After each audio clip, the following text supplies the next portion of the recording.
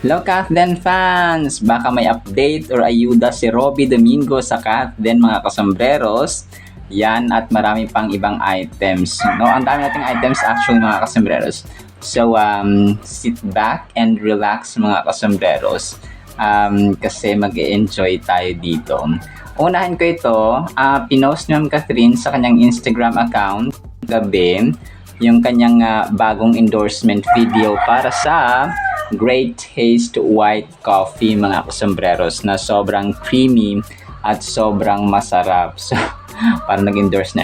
So, dito ay si Ma'am Catherine ay nagkaroon siya ng compilation ng kunwari ay umiinom siya at saka of course no, umiinom siya ng nagtitimpla, umiinom at saka ini-enjoy ang Great Taste White Coffee mga kasambreros.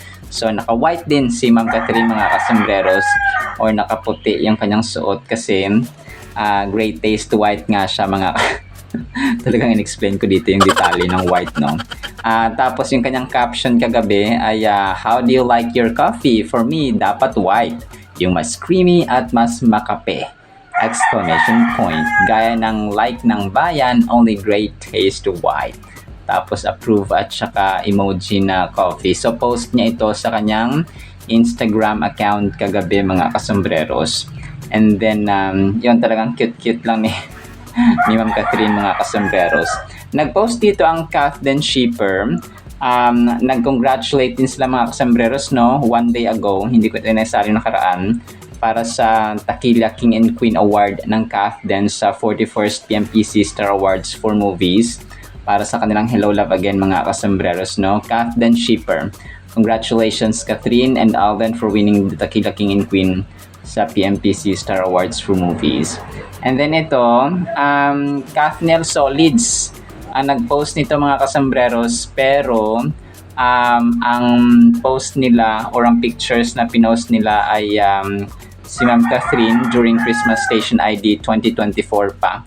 Ang kulit kasi last year green din yung suot ni Ma'am Catherine sa kanilang Christmas Station ID. Ngayon green ulit mga kasambreros.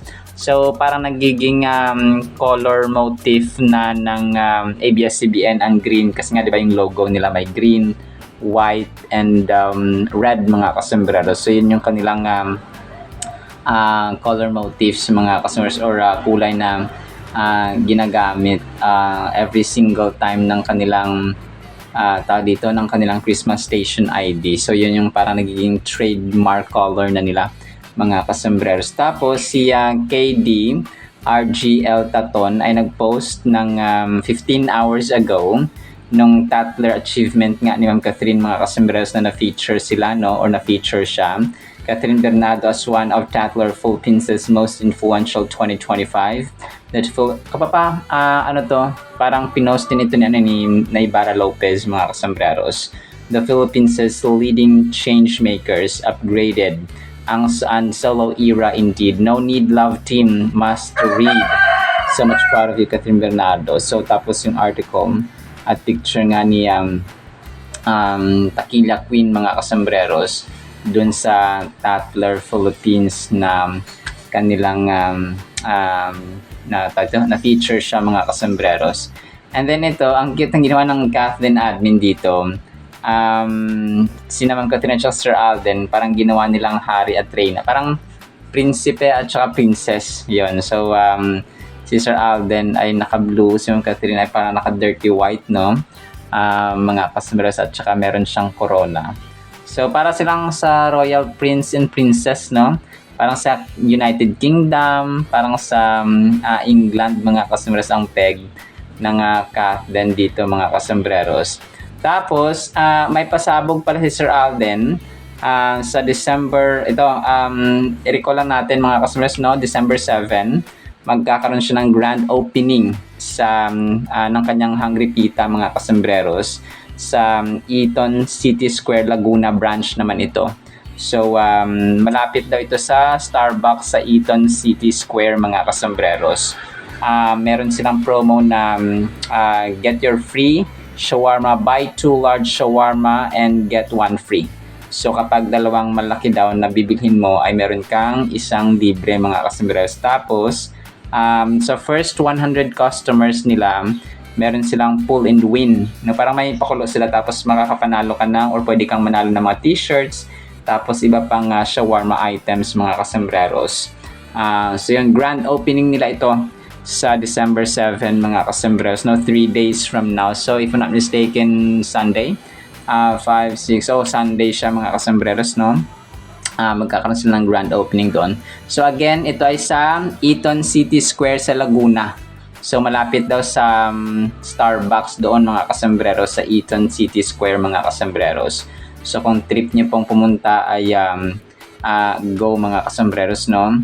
And then ito si Girly Zell, nag-post din siya mga kasembreros, no. Pero ito ay parang kinumpara niya yung Kath James, Kath Niel at saka Kath Den. Pero sabi niya sa kanyang caption ay Kath Den forever. Tapos may laughing emoji, heart at saka may mata na heart. So Kathniel, wala ng pag-asa mga kasembreros. Kath James, wala rin pag-asa. Kasi may isa pressman na si Sir James Reid mga kasembreros. So Kath din na lang sa kalam mga kasembreros. And then ito, so sige, didiscuss ko na ito ha. Yung update ni Robby sa Kathleen mga kasembreros or ayuda. Nag-post dito si Queen Flor, no, baka may update si Robby. Kasi nga si Robby at saka si Alden, maliban sa sobrang close ng dalawang ito sa kalokohan, sa kakiligan dun sa ASAP, no, and maraming instances, kagaya dito mamaya, papakinggan natin ito mga kasembreros, yung parang may pag-game siya tapos ginawa niyang katuwaan si Alden mga kasembreros, yung pasigaw-sigaw yung kanyang hosting nga sa dito sa Miss Universe 2024 yata 2023 mga kasembreros.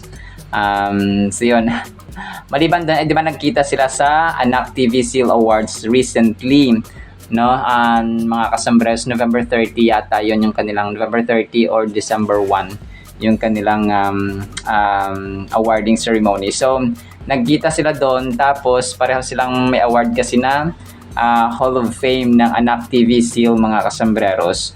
So, ang tanong ng karamihan ay baka may ayuda, no? At saka nagchika-chika. And dati pa naman talagang ito sila, close na close ito sila Robby mga kasembreros. Nagkasama rin sila dati sa PMPC. Pareho silang nag-host, tapos nagkulitan mga kasembreros. Nagkulitan sila doon ng host mga sa ASAP, no, talagang kinukutsa, tinutukso ni Sir Robby mga kasembreros ang Kath din. Tapos sinasaway na ni Ma'am Catherine si Robby mga kasembreros. Tapos nagkita rin sila sa GMA Gala mga kasembreros 2025, si Robby at saka si Alden. Tapos basta sa kalokohan at saka sa may padila-dila trend pa nga tong si Robby, nakisabay siya sa trend ni Sir Alden mga kasembreros so yun, ang tanong ng karamihan ay baka nagchika-chika and marami na nakakasalamuha si Sir Alden na close talaga ni Ma'am Catherine mga kasembreros. So wala nang duda na nagkamustahan na mga ito, no, at saka si Ma'am Catherine mga kasembreros. Kinamusta niya of course, pero in secret na lang yun mga kasembreros. Wala tayong video or wala tayong interview na nakuha, pero malamang sa malamang ay meron talaga ito mga kasembreros. And siguro pag nagka-pelikula to si nagkaroon ng pelikula si Robby, magpapa-black screening din to si Sir Alden, si Ma'am Catherine, si Robby, tropa-tropa din yan, as in best friend, parang magkuya ang dalawang ito mga kasembreros. Kasi nga ay isa silang network, tapos parati silang may mga dun sa Pilipinas Got Talent na magkasama rin sila mga kasembreros. So si Robby at saka si parang isa rin siya sa mga tulay ng Kathleen mga kasembreros, no, si Robby Domingo. So mamaya papakinggan natin itong about kay Robby Domingo rin mga kasembreros, na sobrang nakakatuwa at nakaka-good vibes. Good vibes lang ito mga kasembreros. Tapos ito, hindi ko kilala tong magpa-picture siya kasama si Sir Alden mga kasembreros. Korean actor ito, no? Pero ang natatawa ako dun sa caption niya, mas pipiliin niya pa rin daw yung bias niya. Which is si Alden Richards mga kasembreros, kahit na pogi rin itong Korean actor na ito mga kasembreros. So, hindi ko lang alam at saka nakuha kung ano ang pangalan ni Sir. Pero yun, nagpa-picture sila, naka-white dito si Alden. Hindi ko na alam kung anong event ito. Baka dun sa McDo nila kahapon ng Christmas party. O pwede mga kasambreros, no? Pero hindi ko lang alam kung ano ang pangalan ni Sir. Tapos si Sir Alden ay naka-akbay dito sa Korean actor mga kasambreros. Yun po siya. And then ito, next item natin mga kasambreros. Ang Catherine Bernardo fans na fan page mga kasambreros sa Facebook account ay nag-post no ng mga literal na facial mode ni attorney mga kasambreros. The beauty of a woman is not in a facial mode, but the true beauty in a woman is reflected in her soul. It is the caring that she lovingly gives, the passion that she shows. The beauty of a woman grows with the passing years. So tapos yung mga pictures dito ni phenomenal box office cinema Queen, Reyna ng Taquilla. Ang kanilang bagong title mga kasambreros, no? Hari at Reyna ng Taquilla. So actually marami ito, pero yung screenshot na lang yung aking kinawaan mga kasus. And then ito, hindi ko alam si Ken ng Ken Creative Designs. Parang may pinapagawa si Sir Alden sa kanya mga kasambreros. Kasi nasa McDo sila dito, tapos day 1. Sabi niya, hashtag Ken Creative Designs, kasama niya yung kanyang team. Kumain sila sa McDo, no? Of course, talagang panatiko siya ng fast food ng kanyang kumpare na si Alden Richards mga kasambreros. So hindi ko alam kung sa McDo siya, para may pinapaayos si Sir Alden sa kanila sa McDo or sa bahay ni Sir Alden or ibang McDo ito mga kasambreros. Pero palagay ko sa kakumpare niya ito mga kasambreros na Sir Alden Richards, ano to yung talagang fanatic din siya, no? At saka todo suporta itong si Ken sa kanyang kumpare na si Alden Richards mga kasambreros. So palagay ko sa Binyan or sa Santa Rosa ito na branch nila mga kasambreros ng McDo, no? Kasi yung sa Heritage, yun yung parang style niya na vintage or makaluma na style na McDo naman yun mga kasambreros. So pero ito palagay ko may pinapagawa si Sir Alden. Hindi ko lang matumbok kung ano, baka may enhancement or development siyang pinapagawa sa McDo or McDo branch nila mga kasambreros, baka ganun siya mga kasambreros. And then ito ang cute ng ginawa ni Bijos or Bijos ni Anjo dito sa bawat pagdampi na mga daliri mo bumabalik ang tibok ng puso ko sa simula. So ang cute Kathleen, tapos hello love again Kathleen forever. So tapos picture dito, ang dami 363 likes mga kasambreros. Tapos sina Sir Alden kunwari na sa isang kapihan mga kasambreros, nagka-coffee. So bakit 3 ang tasa? De joke lang po. Edited lang po ito mga kasambreros ni By Juice. Kasi nga siya rin po isang Kathleen fan mga kasambreros. Marami siyang pinopost sa kanyang Facebook page, no, ng Kathleen. And then si Donna May, of course, no, suki natin 17 hours ago, wearing formal attire, red dress for Miss Catherine Bernardo and black tuxedo for Mr. Alden Richards. So yun, tawag dito, ang Kathleen din ito mga kasambreros, no? Tapos magkasama sila. But again, this is also an edited picture mga kasambreros. And then ito, ang post dito mga kasambreros, about sa bangs, no? Pag bangs ang usapan, sila na talaga ang standard. Si Kyla, si Sarah Jean, si Catherine, no? 3 sila mga kasambreros. So grabe ang ganda, no? Pero ang mas pinakabagay talaga dito, of course, bias na naman tayo, no? Si Ma'am Catherine mga kasambreros, no? Para sa atin. Bagay din naman siguro nasobrahan na ng cut yung yung tali ito yung sa iba mga kasambreros. Pero lahat naman sila magaganda. Pero ang pinakabagay lang of course ay si phenomenal. Hindi naman tayo bias, no? Pero parang ganun na rin mga kasambreros. Si Ma'am Catherine pa rin talaga ang pinakabagay. And then yung GMA Sparkle Artist Center, nag-post sila kagabi. Of course, ay na-feature nila 1 hour ago. Actually, parang late na ako dito. Kagabi nila itong pinost mga kasambreros. Pinost nila at saka na-feature nila si Alden, of course, no? Dun sa may McDo na Christmas party, mga kasambreros. Asia's multimedia star in McDo PH endorser Alden Richards brought extra holiday cheer as a special guest at the McDo PH head office. So sabi ko na nga ba, yun yung pinaka-head nila. General term yung sinabi ko dun kanina sa isa kong vlog, pinakauna. So head office Christmas party. So ito yung pinaka-head nila. Sabi ko na nga ba, hindi sa kanila to. Isa lang to sa mga branches. Isa sa mga branches. Yung pinaka-head office ito, mga kasambreros ng McDo, no? Hindi ito yung isa sa kanyang mga branches or franchises, mga kasambreros. Kasi alam ko kapag iba yung setup kapag sa Binyan or sa tao dito or sa Santa Rosa, yung sa kanila lang ba na iba yung setup, mga kasos, kasi siya yung nag-host, siya rin yung nagpaparaffle. And then same po siya, mga customers. And then ito, si Jason Starr ay nag-post, no, nag-congratulate din siya sa Tequila King and Queen Award, mga customers, 13 hours ago. Congratulations Alden Richards and Catherine Bernard for being hailed as the Tequila King and Queen sa 41st PMPC. Grabe, dumadami talaga, mga kasambreros, ang bumabate. So kapag marami kasi ang nagigreet, that means they keep the limelight, in heat, mga kasambreros. Sila pa rin yung pinaka-trending na pinag-uusapan sa social media, sa any other platforms. Well, of course, sikat naman yung iba.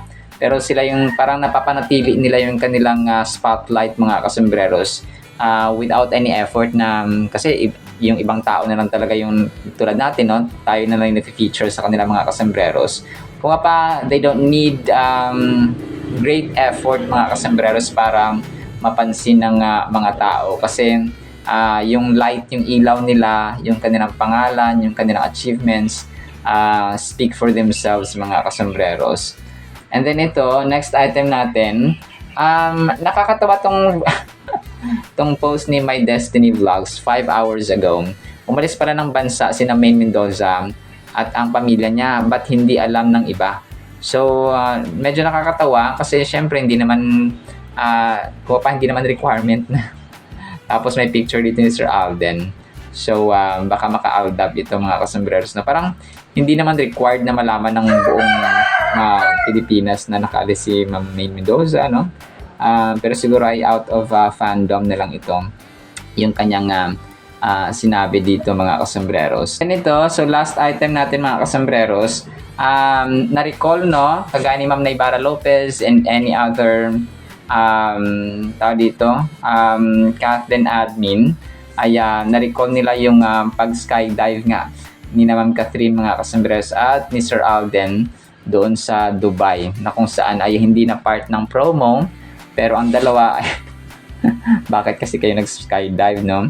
Napaghalataan tuloy ng tao dito na merong something na deeper na at saka closer na relationship, mga kasambreros. So yun po siya, no? Talagang ang nare-recall ng mga Cathleenatics ang kanilang ginawa at that time na sobrang cute at sobrang lambing actually. And then ito yung last item ko na pala ito, sorry. Kathleen updates unofficial, sabi ni Ma'am Catherine, be kind always, good morning. Sabi pala ng admin ng Kathleen updates, mga kasmas. Tapos yung picture ni Ma'am Catherine, naka-brown siya. Ang dami, 579 likes, mga kasambreros. Naka-brown si attorney, tapos naka-glasses. So tapos para nakapamulsa, no, ang kanyang ang kanyang kamay, mga kasmas, nakapasok sa kanyang mga bulsa, mga kasambreros. So yun po siya, no. Alright, so yan lang actually sa ating Kathleen items, no. Sana po ay pakinggan po natin ang Word of God. And ito pala pakinggan natin itong kay Robbie na sobrang kulit, mga kasambreros. At saka sobrang nakakatawa ito, mga kasambreros, at saka nakaka-good vibes. So after nyan ay ang salita ng Panginoon na sobrang ganda rin po, no. Pakinggan natin. So today is December 4, 2025, 21 days to go before Christmas. Talagang good vibes lang tayo dito, mga kasambreros. Sana po ay pakinggan po natin ito, and then yung salita ng Panginoon afterwards. So blessed Thursday po sa bawat isa. Welcome back sa Game Ka Na Ba? And after 3 rounds, nakaabot na tayo sa final round kasama si Mr. Alden Richards. Alden, kamusta ka? Hello, universe! Balitaan ko na lumaki ka raw maliban sa Metro Manila sa Laguna! Laguna. Okay, sige. Mukhang nagmamadali ka, handang-handa na. Alden, for the final round, game ka na ba? Ready! Kasi kadalasang sagot doon, game na. Pero baka di ka lang aware kasi magkaiba tayo. Anyway, ihanda mo ang sarili mo. Ang unang katanungan ay, sa Pilipinas, ano ang Queen City of the South? Is it A? Cebu! Cebu is correct. May choices tayo Pwede kang huminto muna. Second question. Anong bansa ang mayroong England, Scotland? United Kingdom! Patapusin mo naman ako minsan. United Kingdom is correct. Don't you agree? And for the final question, Alden, ang tanong. Ano ang summer capital of the Philippines? Baguio! Baguio is correct. Congratulations! Nanalo ka ng ating jackpot prize. Alden, may gusto ko bang sabihin sa lahat ng mga nanonood sa atin ngayon? It's such an honor. Madali po siya. Baka may pelikula pa siyang kailangan gawin. Thank you so much for being here and I hope to see you dito sa ating programa. Okay, here we go. Okay. Ilan ang S sa Mississippi? Apat. Apat is correct. 20 ka na, bro! Congratulations! May 20 ka na. Okay, okay. Sunod.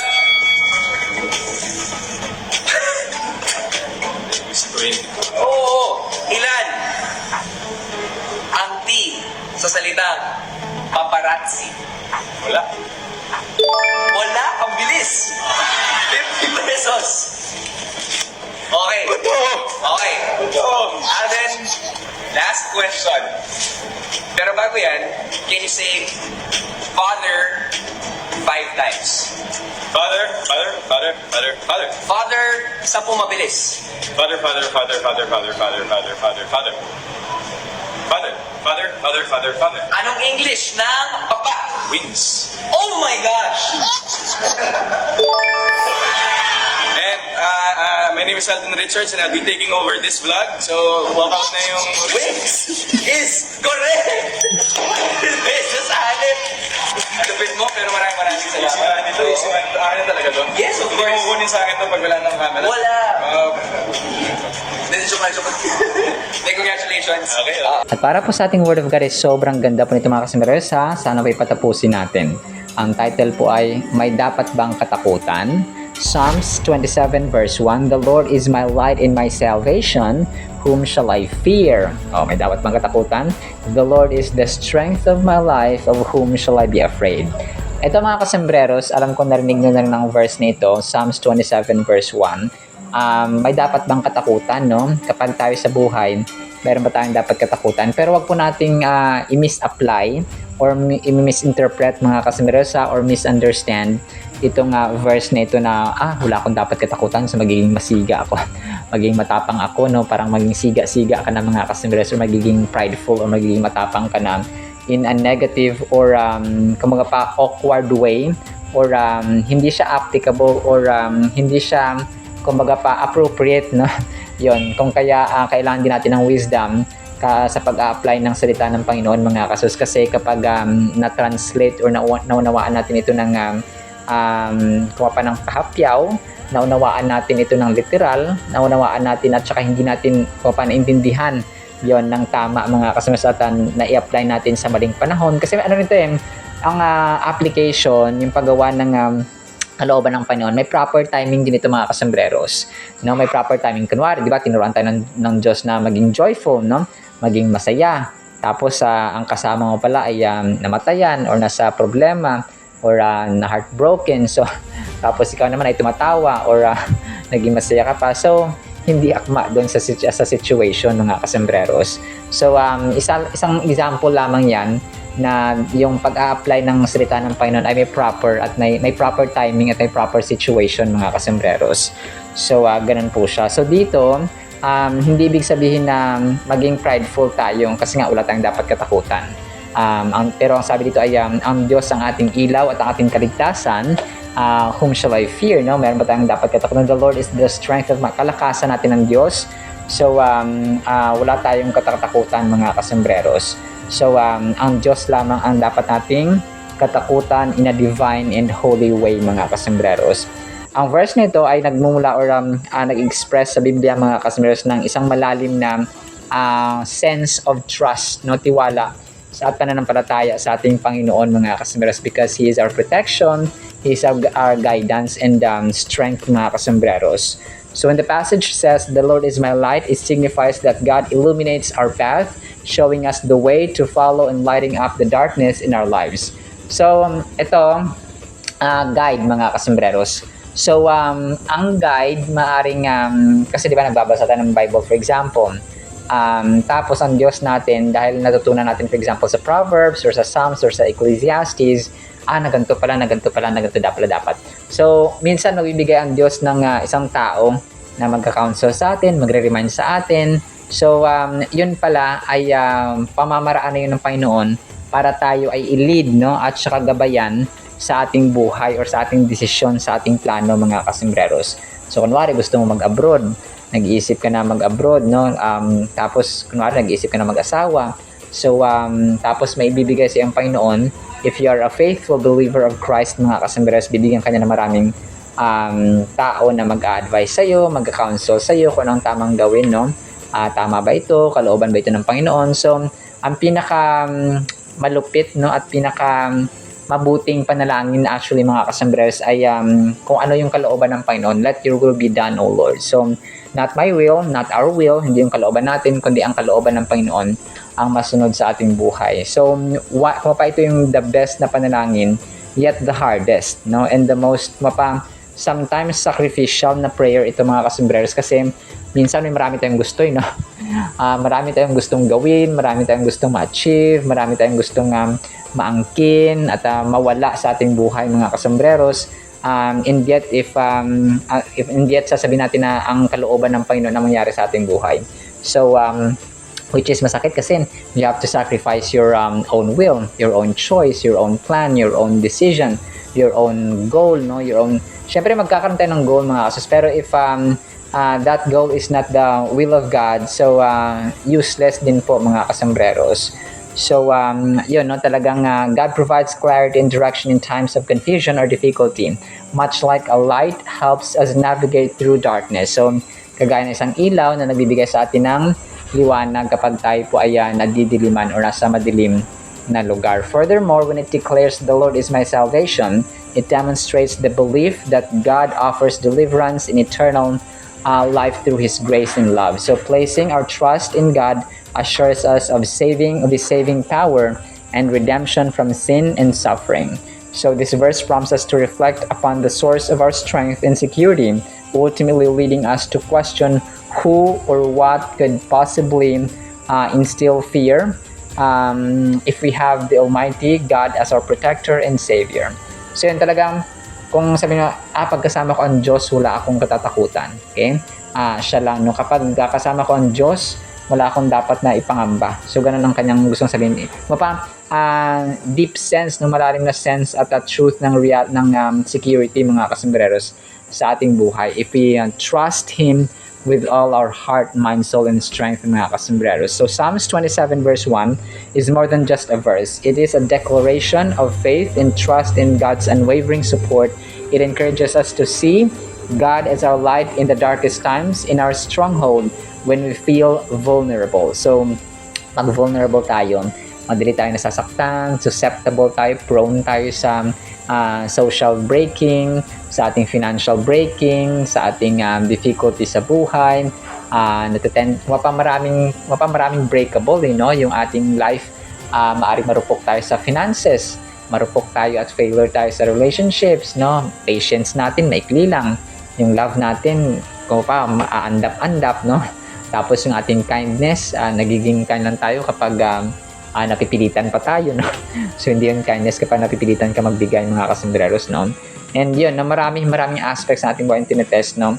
Pero dito talagang ang security natin, yung strength natin, yung kalakasan, yung ilaw, yung guidance, let it be God mga kasembreros. So none other than God Himself. So when we trust in the Lord, we acknowledge His sovereignty and wisdom, recognizing that He has a plan and purpose for our lives.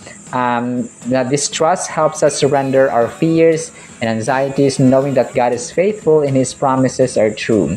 It is a deep-seated belief that God is in control and we can rest in His love and faithfulness. So trusting in the Lord involves leaning on His understanding rather than our own, seeking His will through prayer and obeying His word. So dalawa lang ito mga kasambreros, yung pagbabasa ng Biblia, pagsunod sa Biblia, and then yung panalangin. So dalawang ito, dapat hindi ito nawawala sa ating buhay. Dapat nagiging part na ito ng ating routine, ng ating schedule, ng ating agenda, araw-araw mga kasambreros. Kasi kapag hindi ito nagiging part ng lifestyle natin, kagaya ng kumakain tayo ng 3 beses ang araw, no? May merienda pa or snack sometimes. Yung iba, midnight snack pa mga kasambreros, no? So, kung ito yung routine natin at hindi natin sinasama ang salita ng Panginoon, panalangin sa ating buhay araw-araw, so may kulang, okay? Kung paano miss natin yung pinakamahalaga sa lahat mga kasambreros. Yung pagkain na material, tama naman. Yung leisure, yung entertainment natin, tama naman sila kasi nalilibang tayo, nagiging enjoy tayo. Pero pag wala ang salita ng Panginoon, everything is meaningless. Kumaga pa, 1 million times 0 is equal 0 mga kasambreros.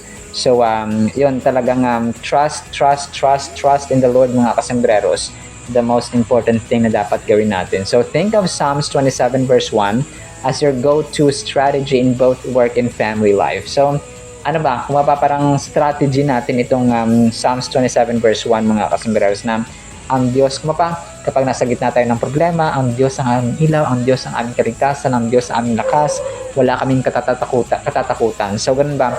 Pwede mo siyang i-declare sa panalangin. And isa sa mga effective ways mga kasambreros ng panalangin is to declare and mention parati, remind natin ng kabutihan ng kadakilaan ng mga ng mga ginawa ng Panginoon dati sa time ni Moises, sa time ni Joshua, ni Jeremiah, ni Ezekiel, ni Daniel, ni Deborah, ni Jehoshaphat, ni Hezekiah, and so on mga kasambreros. So, i-remind natin, and even sa time ni Lord Jesus Christ, sa time ni Apostle Paul, sa time ng mga disciples, na ang dami niyang ginawa mga kasambreros. He fed the 5,000, he healed the sick, he parted the sea, during the time of Moses, and so on mga kasambreros, namuhay ang mapatay. So grabe hindi natin mabilang-bilang mga kasambreros ang kabutihan at kadakilaan ng Diyos na pinerform niya sa kanyang salita sa Biblia. And even today sa ating society, alam natin sa ibang partes, maging sa ating buhay, ay ang daming nagawa ng Panginoon natin mga kasambreros. Miraculous, wonderful, and awesome, amazing mga kasambreros. Kung kaya hindi natin dapat pinakalimutan na magpasalamat at purihin siya sa kanyang kabutihan at kapangyarihan at kadakilaan. Alright, sinam sa ating Word of God pagpalaan po tayo ng pag-ibig, pananampalataya, pag-asa, at saka full trust sa mga Panginoon mga kasambreros na nagpo-provide sa atin ng protection, security, and wisdom. In Jesus' mighty name we pray. Amen and amen. See you sa next time mga kasambreros. Paalam po.